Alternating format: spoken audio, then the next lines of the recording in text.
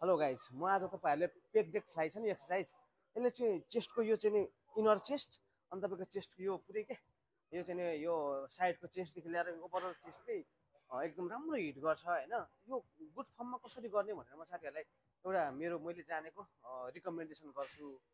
धेरैको देख्छु कि म गर्दाखेरि तपाईँ कसो गर्नुहुन्छ भने साथीहरू यसो गर्यो गर्यो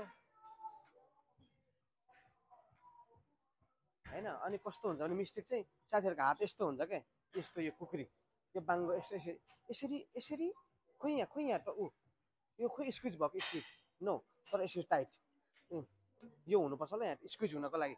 यसरी प्रेसर धेरै पर्छ, यसरी गर्दै गर्दा टाइटै भएन नि त, खकुलो भयो जुन यहाँ त ठोक्नु त ठोकियो तर खकुलो भयो चेस्ट यहाँ इनर।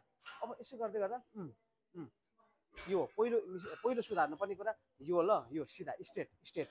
अनि दोस्रो सुधार्नु पर्ने कुरा पुरै फुल नजाने कि साथीहरू, यति गएर आउने फुल जाने तन्काउने, किनकि यो चेस्ट पुरै यसले चाहिँ नि यो साइडको चेस्ट छ नि यो चेस्टलाई वाइड बनाउनको लागि हेल्प गर्छ क्या। यो तनक्क तन्काउने होइन, परसम्म टाइट। अनि अर्को कुरा बिग मिस्टेक भने के छ भने आयो आयो आयो अनि यसो गर्ने, यसरी यो हेर्नु यो जिउलाई खिच्लिक्क अगाडि ताने होइन, हेर्नुहोस् ल यो भएन गयो होइन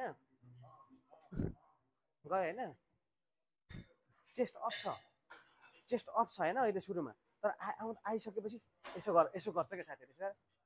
नो, यसले गर्दा मसल स्क्विजै हुँदैन, टाइटै हुँदैन, टाइट नभएपछि मसल टिस्यु ब्रेक डाउनै हुँदैन। अप अपै टाइट, अप अपै टाइट, ताकि यहाँ एकदम प्रेसर पर्नुपर्छ, मसल ब्लास्ट हुनुपर्छ। ल हेर्नु, अप स्लो डाउन पुरै स्ट्रेच छैन, up tight slow down up tight. अनि छिटो छिटो गर्नु भएन, जति सक्दो स्लो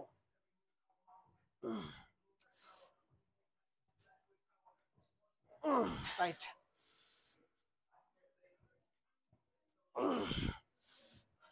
ओके, यसरी गर्नुहोस्, तपाईँको इनर चेस्ट होइन एकदम दामी हुन्छ। यो चेस्ट ओभरअल चेस्ट होइन, side chest. Okay, thank you.